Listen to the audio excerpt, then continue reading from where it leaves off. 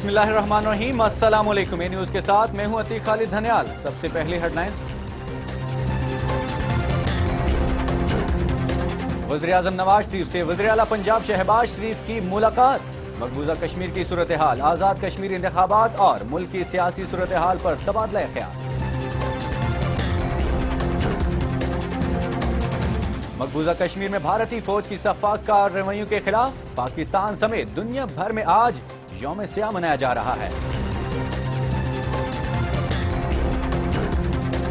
تحریک آزادی کشمیر کی لہر اب تھمنے والی نہیں، بھارت کے پاس اپنی شکست تسلیم کرنے کے سوا کوئی راستہ باقی نہیں بچا۔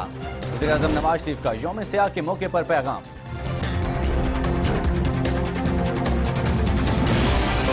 مقبوضہ کشمیر میں آج 12ویں روز بھی کرفیو نافذ، شہداء کی تعداد 48 ہو گئی۔ حریت رہنماؤں کی اپیل پر ہڑتال میں مزید 3 روز کی توسیع۔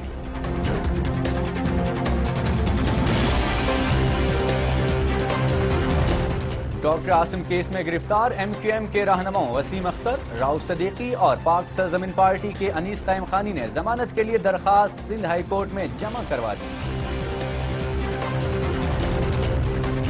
اور آزاد کشمیر انتخابات کے لیے پولنگ کل ہوگی۔ 41 نشستوں کے لیے 26,74,586 ووٹرز حق رائے دہی استعمال کریں گے۔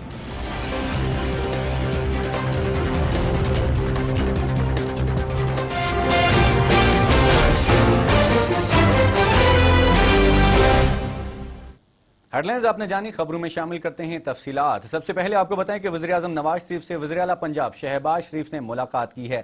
لاہور میں ہونے والی ملاقات میں مقبوضہ کشمیر کی صورتحال، آزاد کشمیر انتخابات اور ملک کی سیاسی صورتحال پر تبادلہ خیال کیا گیا۔ وزیراعلیٰ پنجاب شہباز شریف نے گزشتہ روز مختلف ممالک کے سفیروں سے ہونے والی ملاقاتوں کے حوالے سے بھی وزیراعظم کو آگاہ کیا۔ مقبوضہ کشمیر میں بھارتی فوج کی قتل و غارت کے خلاف پاکستان سمیت دنیا بھر میں آج یوم سیاہ منایا جا رہا ہے۔ شہر شہر ریلیاں اور جلوس نکالے جا رہے ہیں۔ ملک کے مختلف شہروں میں سرکاری ملازمین نے سیاہ پٹیاں باندھ کر دفاتر میں حاضری دی اور کشمیری بھائیوں سے بھرپور یکجہتی کا اظہار کیا۔ پاکستانی سفارت خانوں میں بھی یوم سیاہ کی مناسبت سے خصوصی تقریبات ہو رہی ہیں۔ بیرون ملک مقیم پاکستانی بھی اقوام متحدہ کے دفاتر کے سامنے احتجاج کر رہے ہیں۔ وزیراعظم نواز شریف نے کہا ہے کہ مقبوضہ کشمیر میں اٹھنے والی آزادی کی لہر اب تھمنے والی نہیں، بھارت کے پاس اپنی شکست تسلیم کرنے کے سوا کوئی راستہ باقی نہیں بچا۔ وزیراعظم نواز شریف نے یوم سیاہ کے موقع پر پیغام میں کہا کہ مقبوضہ کشمیر میں انسانی حقوق کی خلاف ورزیاں جاری ہیں، جن کے دوران خواتین کی بے حرمتی اور بچوں کو بینائی سے محروم کیا جا رہا ہے۔ ان کا کہنا تھا کہ بھارتی مظالم نے دنیا بھر کے عوام کو اضطراب میں مبتلا کر دیا ہے۔ انہوں نے واضح کیا ہے کہ کسی ملک کو انسانیت کی مسلح اصول پامال کرنے کی اجازت نہیں دی جا سکتی۔ وزیراعظم کا کہنا تھا کہ بھارت کا کشمیر کو داخلی مسئلہ قرار دینے کا دعویٰ مضحکہ خیز ہے۔ کشمیر کو کسی بھی طرح بھارت کا داخلی مسئلہ تسلیم نہیں کیا جا سکتا۔ اقوام متحدہ نے کشمیر کو ایک متنازع علاقہ قرار دیا ہے۔ وزیراعظم نے کشمیری عوام کو یقین دلایا کہ ان کی حکومت کشمیریوں کو کبھی تنہا نہیں چھوڑے گی اور سفارتی، سیاسی اور انسانی حقوق کے ہر محاذ پر کشمیر کا مقدمہ لڑے گی۔ ڈاکٹر عاصم کیس میں گرفتار وسیم اختر، راؤف صدیقی اور انیس قائم خانی نے ضمانت کے لیے سندھ ہائی کورٹ میں درخواستیں جمع کروا دی ہیں۔ پاک سرزمین پارٹی کے انیس قائم خانی کے وکیل کی جانب سے دائر درخواست میں موقف اختیار کیا گیا کہ ان کے موکل کا ڈاکٹر عاصم کیس سے کوئی تعلق نہیں، اس لیے ان کی ضمانت منظور کی جائے۔ ایم کیو ایم کے رہنماؤں وسیم اختر اور راؤف صدیقی نے وکلاء نے بھی سندھ ہائی کورٹ میں درخواست ضمانت دائر کر دی ہے۔ اور اب پیش خدمت ہیں عالمی خبریں۔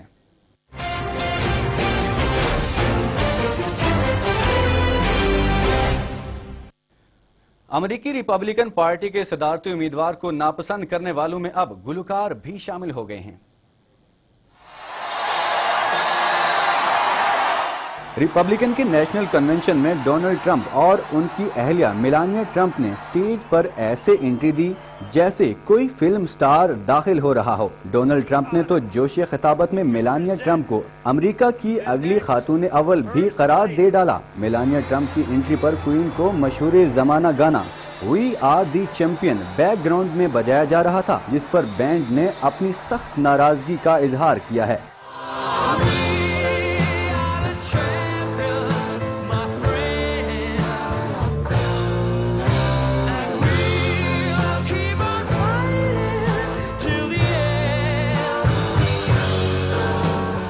کوئن بینڈ کا کہنا ہے کہ ڈونلڈ ٹرمپ نے ان سے گانے کے استعمال کی اجازت نہیں لی۔ بینڈ کی جانب سے کیے گئے ٹویٹ میں یہ بھی کہا گیا ہے کہ وہ اپنے اس گانے کو کسی صورت سیاسی سرگرمیوں کے لیے استعمال کرنے کی اجازت نہیں دے گا۔ اور اب چلتے ہیں سپورٹس نیوز کی جانب۔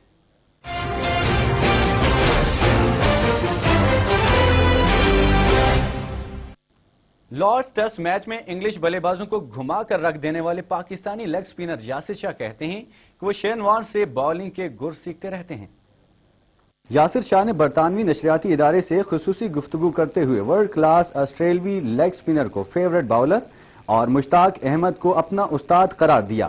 یہ کہ شین وارن میرے بچپن سے فیورٹ بالر ہے اور مشیبے میرے استاد ہیں، لیکن دو مشیبے مجھے بتاتے رہتے ہیں میرے بالنگ کے بارے میں، اس کے بارے میں، اور میرے ایسے بات ہوتی رہتی ہے شین وارن سے اپنی بالنگ کے بارے میں کہ کیا کروں کیا نہ کروں۔ لارڈز ٹیسٹ میں شاندار پرفارمنس پر یاسر شاہ نے خدا کا شکر ادا کرتے ہوئے کہا کہ وہ اپنی اس کارکردگی کو آئندہ بھی جاری رکھنے کی پوری کوشش کریں گے۔ ایک سوال کے جواب میں یاسر شاہ کا کہنا تھا کہ ون ڈے فارمیٹ میں بھی قومی ٹیم کی کارکردگی بہتر ہو جائے گی۔ انہوں نے اپنے آبائی علاقے کا ذکر کرتے ہوئے کہا کہ ثوابی میں لیگ سپننگ کے شعبے میں خاصا ٹیلنٹ موجود ہے۔ سب سے پہلے تو اللہ تعالیٰ کا شکر ادا کر رہا ہوں، اور خوشی تو ہوتی ہے، لازمی بات ہے کہ میں پہلے ٹیسٹ میچ کھیل رہا تھا انگلینڈ میں، اور وہ بھی لارڈز میں کھیل رہا تھا، یہ میری خوش قسمتی تھی۔ ابھی ون ڈے میں تھوڑے سے نئے لڑکے تھے اور وہ اس کو گروم کر رہے تھے، انشاءاللہ آہستہ آہستہ ون ڈے میں بھی اچھی پرفارمنس شروع ہو جائے گی انشاءاللہ۔ وہاں کے لیگ سپنر بہت ہے یار، وہاں کے لیگ سپنر فواد بھی کھیلے آسٹریلیا سے، وہ بھی ثوابی گئی ہیں، اور جو آپ کے لیجنڈ عبدالقادر صاحب ہے وہ بھی ثوابی گئی ہیں، تو ہمارے ثوابی کے بڑے اچھے اچھے اسپنرز ہیں وہاں پہ۔ اور اب فاسٹ بالر یہ لازمی بات ہے کہ جنید خان فاسٹ بالر وہاں سے آئے، اور کافی فرسٹ کلاس پلیئر ہے جو بیٹسمین اچھے بیٹسمین ہیں، تو یہاں کی وہاں پہ ٹیلنٹ ہے بہت زیادہ۔ یاسر شاہ نے لائنل میسی کو بہترین فٹ بالر قرار دیا، تاہم ان کا کہنا تھا کہ وہ پاکستان کا میسی کہلانے کے بجائے اپنے نام سے پکارا جانا پسند کرتے ہیں۔ یہ کہ جب بھی میں فٹ بال دیکھتا ہوں، ارجنٹائن کا میچ دیکھیں یا بارسلونا کا، تو لازمی بات ہے میسی کو دیکھتا ہوں، وہ اچھا کھیلتا ہے، اچھا فٹ بال کھیلتا ہے، تو لازمی بات ہے مجھے پسند ہے وہ بھی۔ یہ کہ بس میں ان لوگوں سے یہ ریکویسٹ کر رہا ہوں کہ مجھے اپنے نام سے پکاریں یاسر شاہ، ٹھیک ہے، اور یہ ان لوگوں کا بڑا فن ہے کہ مجھے اتنا بڑا نام دے رہے کیونکہ میسی ایک بڑا پلیئر ہے بس۔ اور ناظرین، ATV کی نشریات انٹرنیٹ پر دیکھنے کے لیے ملاحظہ کیجیے atv.com.py